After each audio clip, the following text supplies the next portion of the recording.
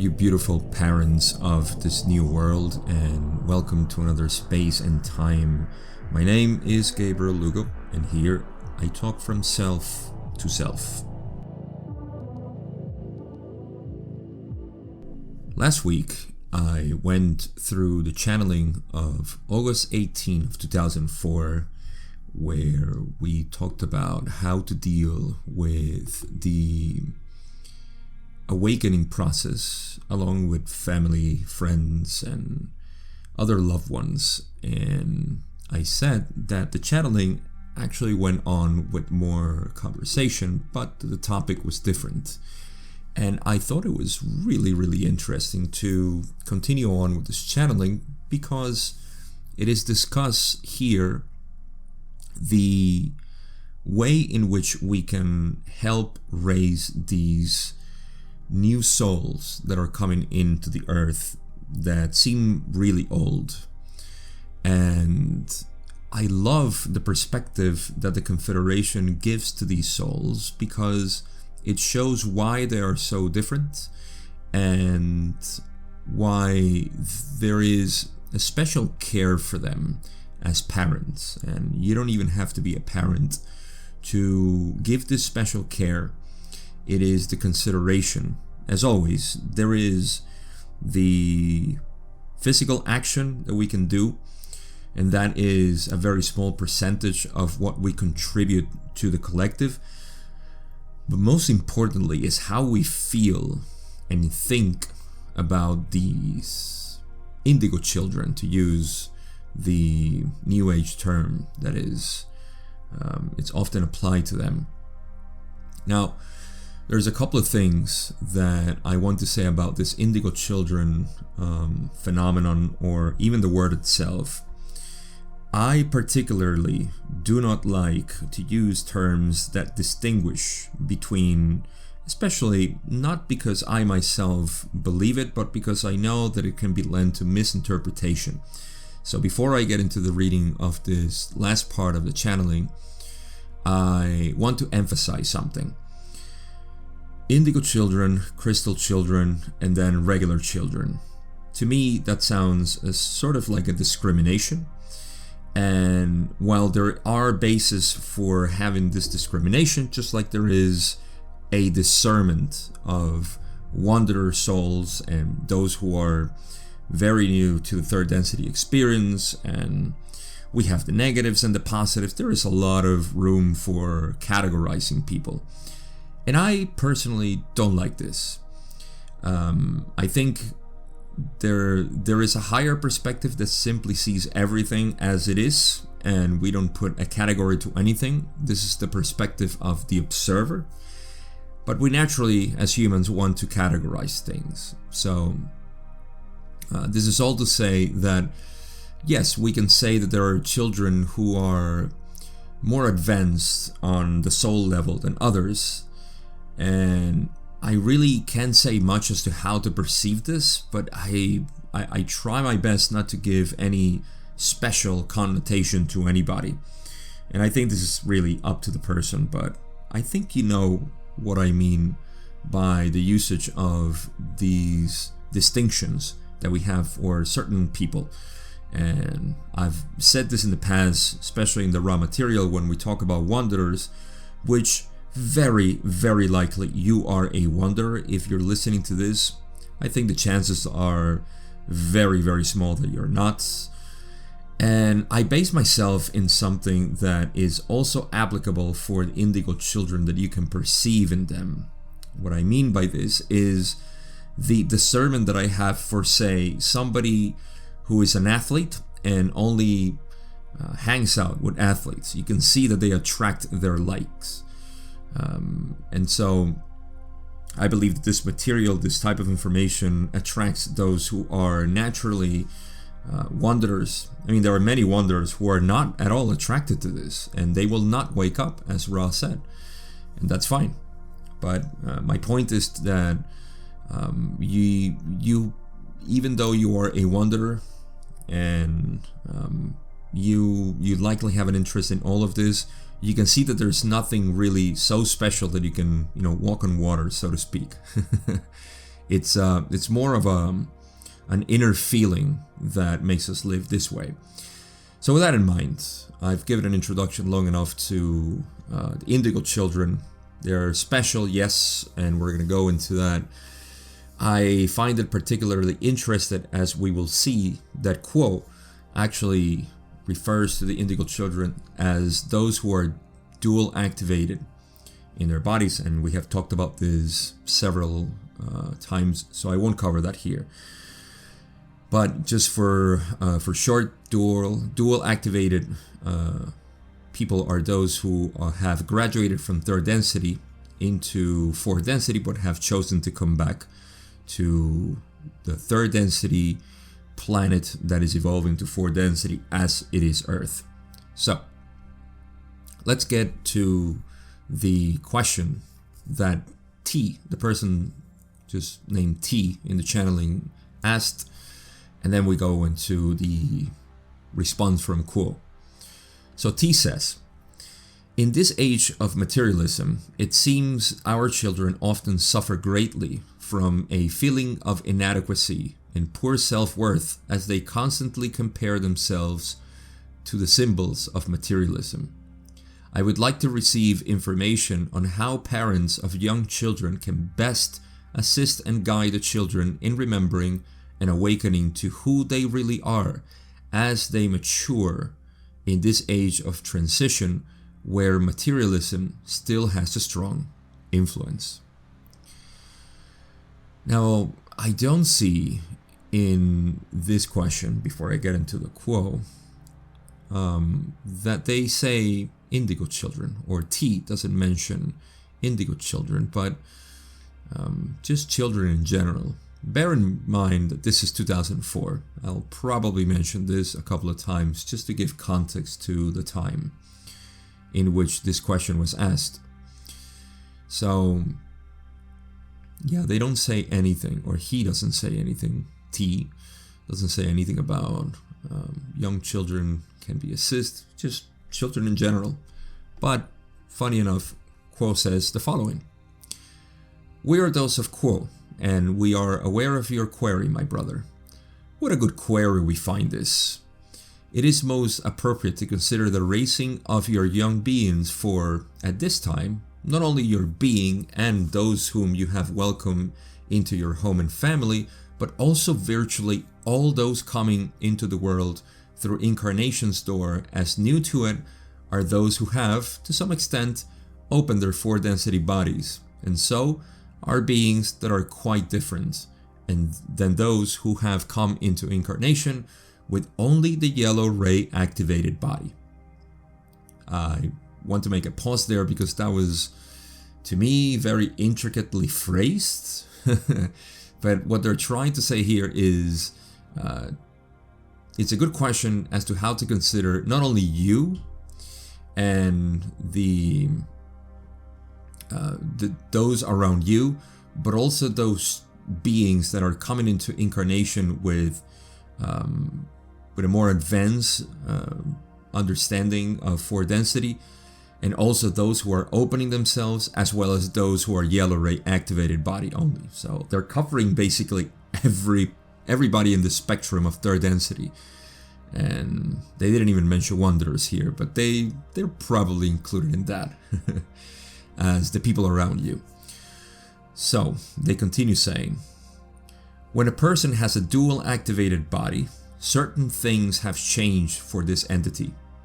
It may not be that these changes are consciously known by those who may be called indigo children, for a general term, but these changes are there. They include a thinner veiling, so that it is easier to remember pre-incarnative data, the ability to access psychic gifts largely because of their lighter veiling, the tendency to be impatient with third density structures, especially those that seem to stand in their way, and some difficulty in cooperating with the strictures that make the least sense to them. Indeed, in some part, these have always been the characteristics of youth, but when there is a memory that is closer to the surface of a higher way, and when the culture is mired in teachings that are directly counter to those sensing and have memories, it becomes fiendishly difficult for entities to make sense of their surroundings. This is the end of the first paragraph, and I want to make just a couple of highlights. That this is where they mention this attitude that not only indigo children, but all children in general have, depending, I suppose, on their view in consciousness of the world, they have these difficulties. And I think the majority of you will have a resonance with this sort of view of the world as being counterintuitive. We are against the system, so to speak, So this really hits home. At least to me it does.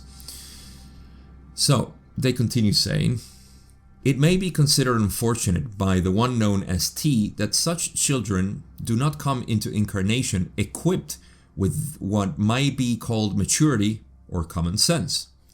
Such children are children. They do not have an instinct for maturity. They do not have an instinct for right behavior. They are, as are all of the very young, self-involved, ever questing, ever impatient, and very inquisitive of knowledge, of ideas, of ways to be, of masks of all kinds. They are experimenters looking for ways to express that feel right to them. I think there's a little mistake there in the transcription. That should have read, they are experimenters looking for ways to express what feels right to them. To continue on, they say, they are tremendously influenced by what is going on about them, and this is not simply the parents and the family, but also contains the world of school and peers and the fats of a culture. If you add in the mass media and the tremendous amount of propaganda of mind-entertaining and training material that exists within the programs and the commercials of television, the sum becomes a huge and unmanageable bundle of strictly third-density input for such children. There is nothing that the parents can do about this except keep them home, turn off the television set, and studiously homeschool. Some have put a great deal of time aside and actually done this, and yet those children will move out into the world of peers and fads and mass media because it is there in such abundant quantity. Consequently, we do not recommend such withdrawal from the society at large. We recommend rather for some of that endless patience that you have taken with you on your journey. For you shall, as a parent, need to deal with situations one by one by one. And we're talking of hundreds and thousands and millions of situations in 20 years of raising a child. And in each of these situations, you will need to be creative and listen and find ways to offer positive suggestion and positive counsel when what you would really like to do is tear down structures that you feel are harmful for your children. I'll make a little pause here as the second paragraph ends, and just to highlight that this paragraph in essence has how we would like to raise children, how they really are, and also what really is out there to influence them. So all of this needs to be taken into consideration. But I'll return to this later on. Let's continue with the reading. They say, we recommend most of all that you yourself live in a way that you may endlessly explain and defend. This is painstaking work. If you would like them to not watch television, turn yours off. Not once, but as a habit. If you would like them to respect the rights of others, be sure that you converse and your comments constantly express the deepest love that you can find for every entity and every situation. Whatever it is that you are hoping for your children, rather than telling them, Sit in counsel with yourself until you can find ways to live that life that you wish to embody for them. Be a living example to them, not by what you say alone, but by how you are, by how you live your day. Do you, for instance, make a point of spending time with yourself and the Creator in silence every day? If your children see you living a religiously or spiritually oriented life, they will know beyond a shadow of a doubt that that is of value to you, and because you loom large in their small lives, that will have every reason to be considered as a value to them.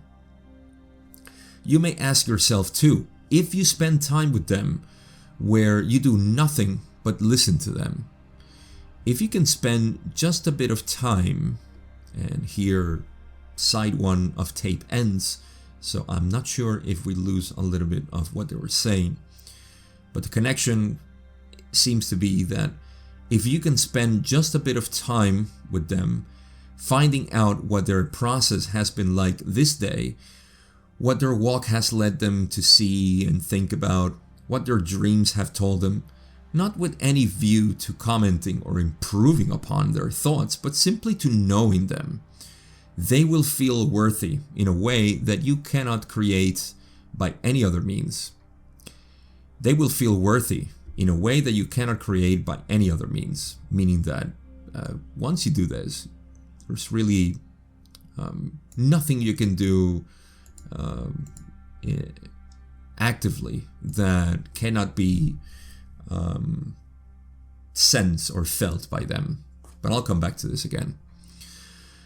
They continue on saying, if you think that their small affairs are important, so will they know that they have a right to be and that what they do is worthwhile.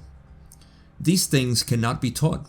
They have to be picked up from the attitude with which people hold them. As a parent, you have tremendous ability to give them this kind of nourishment of self. As they talk themselves over with you, they begin to get their own bearings and the feeling that they have their own reality and their own process. As you give them credit for being people, even at a very young age, they are able to begin to grasp more of this double activated nature. As you live a loving, radiant life, you are basically living in the fourth density energy, for which they so hunger, since they are prepared to take it in, and since your surface environment is so lacking in fuller light. See what you can do to be a conscious but ever-present radiance in their life. Again, it is nothing that you say that will mean as much in teaching children as how you are. How do you treat everything and everyone about you? How do you think of the world about you? In what way do you discuss the issues to which entities with double activated bodies would be so sensitive? Damage to the environment, damage to other selves, lack of human rights, injustice and unfairness. These things will nag like thorns at a double activated child.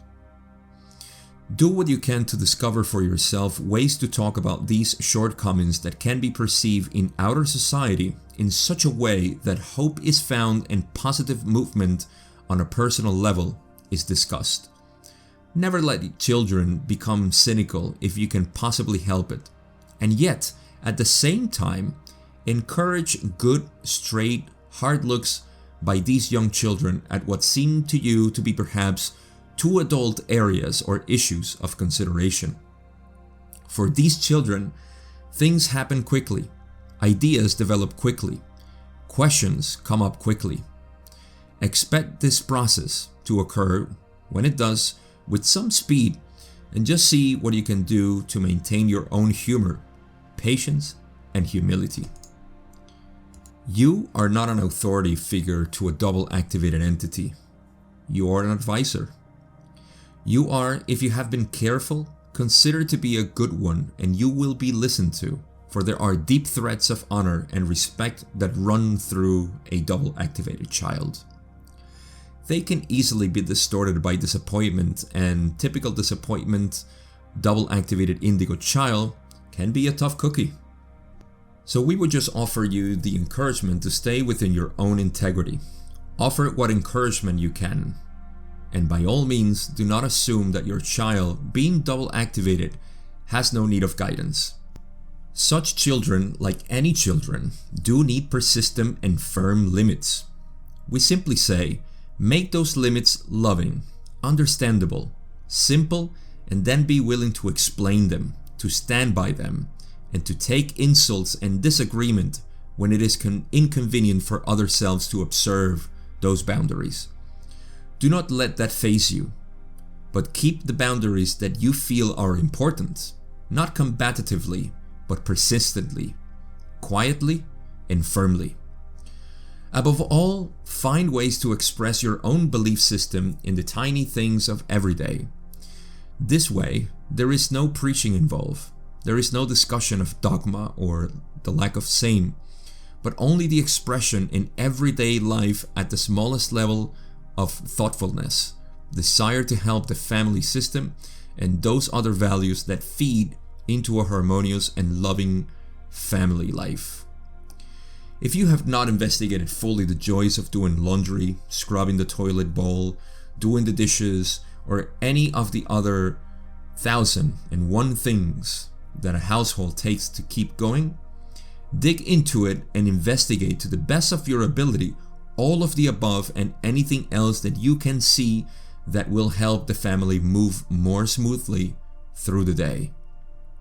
When entities are not afraid of cleaning a toilet with a great love and great thoroughness and a delight in the result, then the entities around him can begin to see that all things are holy and that there is no unjust labor or work to be scorned. In living a spiritually oriented life, this is a key concept and it cannot be gotten at with words. Those about you must see you participating in every way. This will enable them to find the same perspective within themselves, gradually becoming more and more understandable. Most of all, my brother, see to your own self. In the midst of all this concern of others, remember that you must tend to your own stability, wellness of mind, heart, body and soul, your own financial wellness, your own staying beforehand with the requirements of the world. What does it take to keep you grounded and balanced and ready for the new day? In most cases, there is that need for daily meditation, daily contemplation, a time that is sacred to oneself, a time spent in the temple of the inner heart, resting with the one infinite creator. If you have to get up early, my brother, to do this, then set your alarm and give yourself a half hour to stare at a candle, to think over the day ahead, to make to-do lists, to do whatever it serves you to do, to rise from your night ready for a new day, seeing into a new land filled with infinite possibility. Here they come to the end, and I will just read the last paragraph because if we have gotten this far with them, why not? And this is the way Quo ends this channeling, saying, "It has been a delight and a privilege to speak with you this day, my brother, and we thank those in the support group who have made this session of seeking possible. We are those of Quo, and we leave you in the love and in the light of the one infinite creator, Adonai, Adonai." So, we can unpack this in so many ways. There are so many mentions here that are such a part of our daily mind and our way of living life as a spiritual seeker or a spiritual person, a spiritual entity, however you want to define yourself. There are parts where they even mention that how your children picked you, because when they say, one of the parts that I caught this is when they say, "You are, if you have been careful, considered to be a good one, and you will be listened to," referring to as an advisor. You have been picked as an advisor. meaning that, of course, all children pick their parents. Any children that has opened their hearts, let's just say any entity, everybody chose their parents as an advanced soul. Of course, this is something that Ra mentioned in the raw material, how entities who open the heart, then they can start programming their own lives, and they're no longer part of the random generator number of the logos. So yes, if you're a parent, do know that you have been selected as an advisor and that they will listen to you. They won't listen to the ego that has developed. They will understand the ego, but they will listen to the inner wisdom that you have, the inner love that you have. So notice that anything that they said here encourages us to be more of a passive, radiant parent rather than one that exacts rules and creates limits and all of this, but rather it's a very thin distinction between what you want them to be and what you feel is right for them to be, So there's a couple of highlights here. I would have made so many of them because there's so much. I mean, I can just go on every paragraph for a while, but the one starting from the first paragraph where they say that there are tendencies to be impatient with third density structures. This is quite natural for all of us. I don't think this is just dual activated bodies. Of course, any wanderer would also be. This is something that Ra mentions in the raw material. But it is that tendency that we have to be against these third density structures that are synonymous with the control system, right? That we have awakened to a while ago, and that we know that it's present, it's still there, is the so-called New World Order and so on. We're all against it. We're all, it's so blatant for us that we go from being so alarmists to just see it as the troubled neighbor, the troublesome neighbor.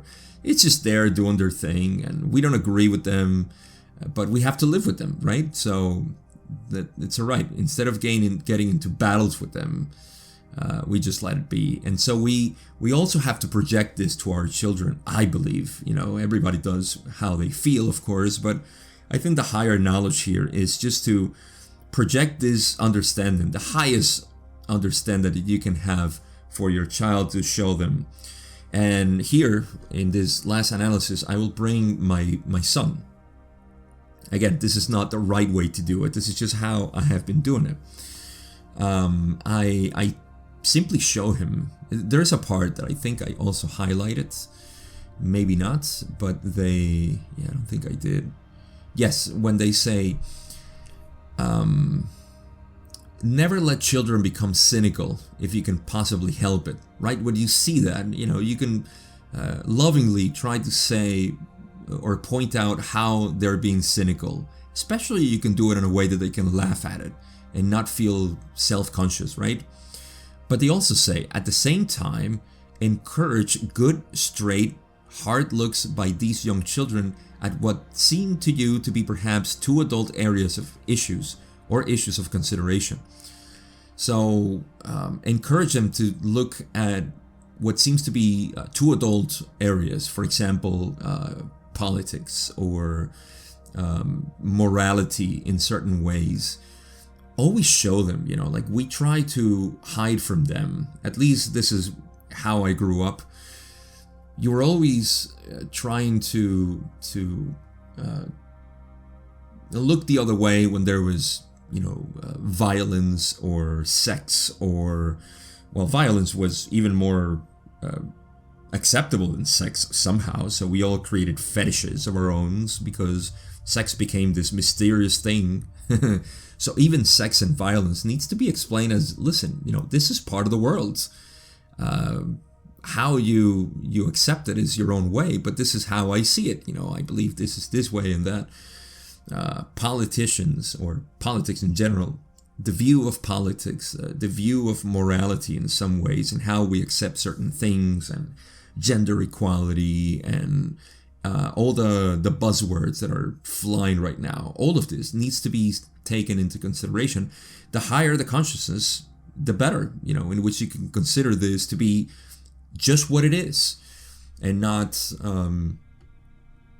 create any conflict. I think that's the key word, whatever we're teaching them, not to create conflict, but just allow them to have their own opinions and say, whatever it is. And if it goes against what you believe, then accept it. They are who they are. You can only explain your own opinion and say, well, you know what? I don't see it that way.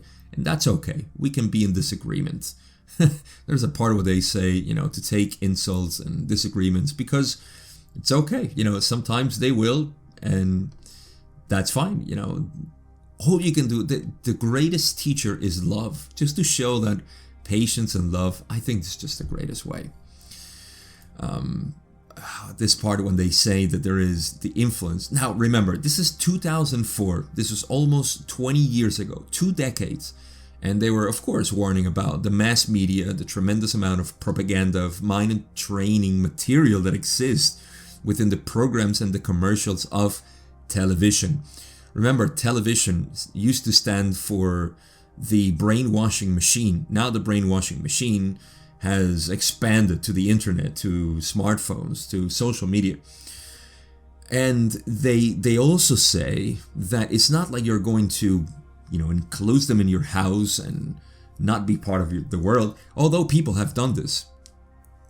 But they're going to go out into the world, and how are they going to face this world if they didn't know what was out there, right? So all of this needs to be taken into consideration. This is a vast, very vast topic, but I can only give my opinions. For example, with my son, I took him out of school. In fact, when I sent him to school, to kindergarten, I told him, because I don't believe in this is just me, of course, I don't believe in the education system. I don't believe that they're going to create a real self out of the indoctrination that schools have become. But I sent him to school and told him, listen, you're going to have fun, to interact with people, and to learn a couple of things in the way. Like learning is a side effect of socializing with people there. And when he was in 5th grade, he told me like he was starting to feel rather uncomfortable in school. And I said, well, do you want to continue going or not? It's your decision. Always feel that it's your decision.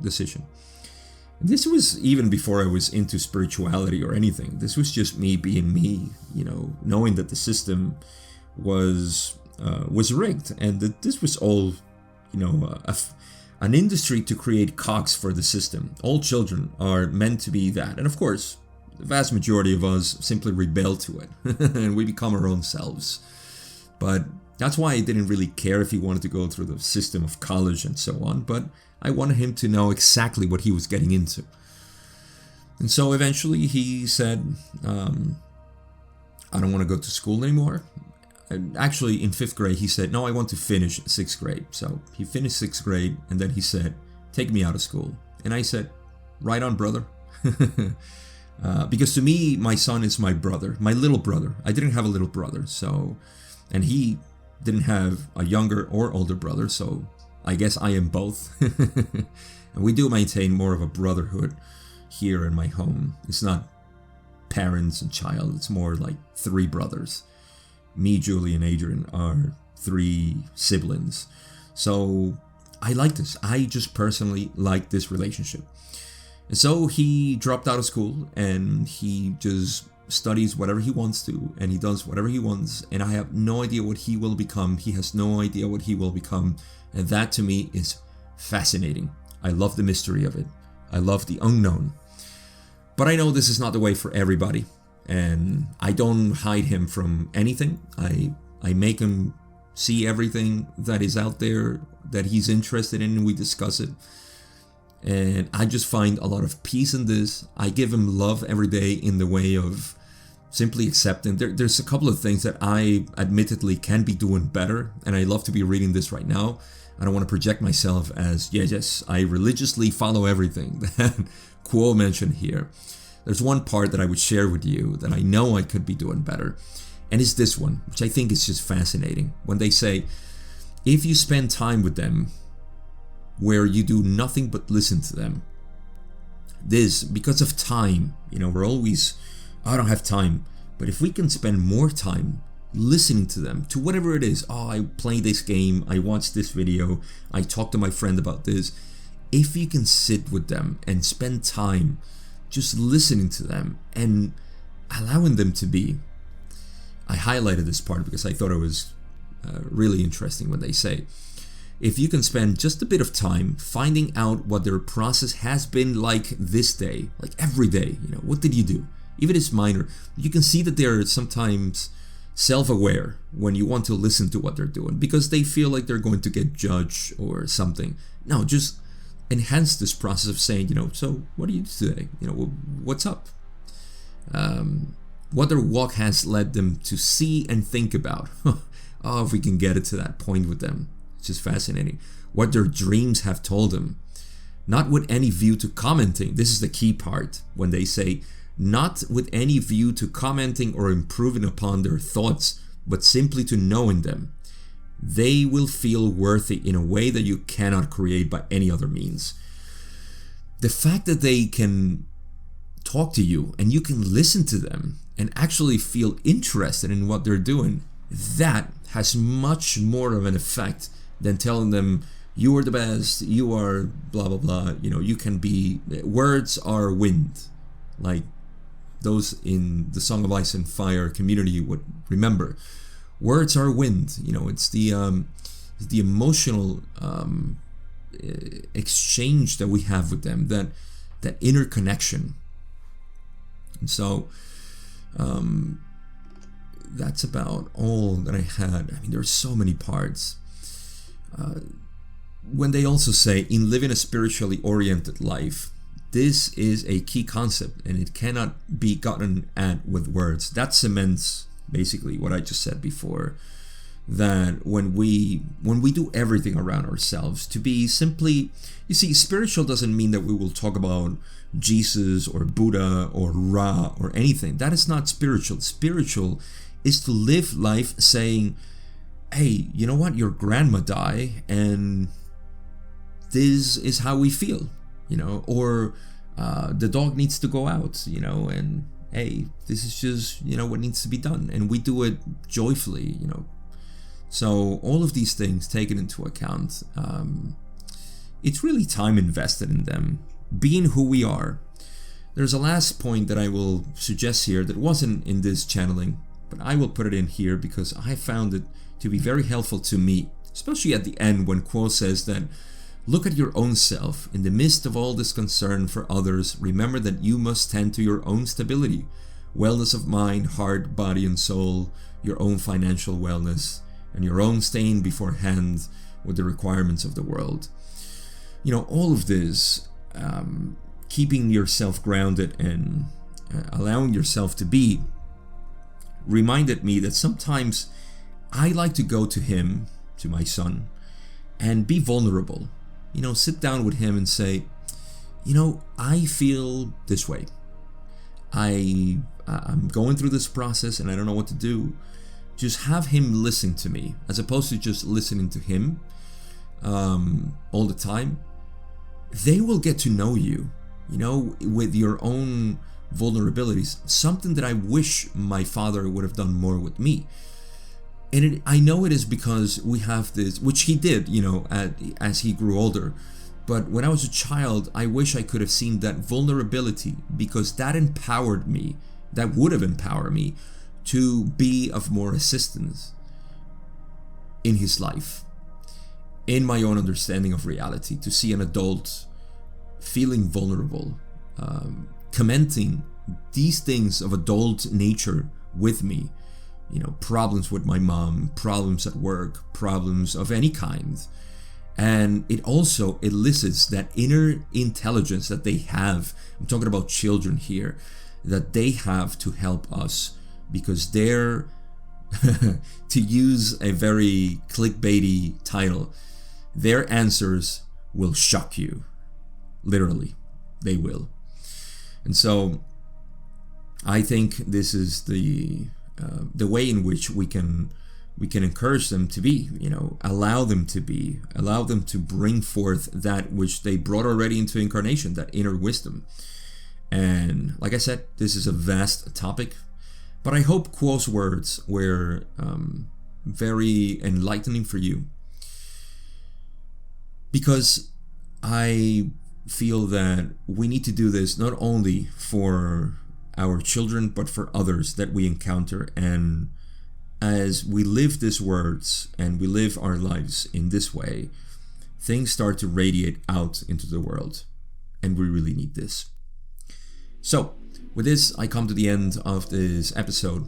I appreciate you as always listening. I hope you got a couple of things here and there, and that you apply that to your children and to the children around you, but most importantly to your view of the world.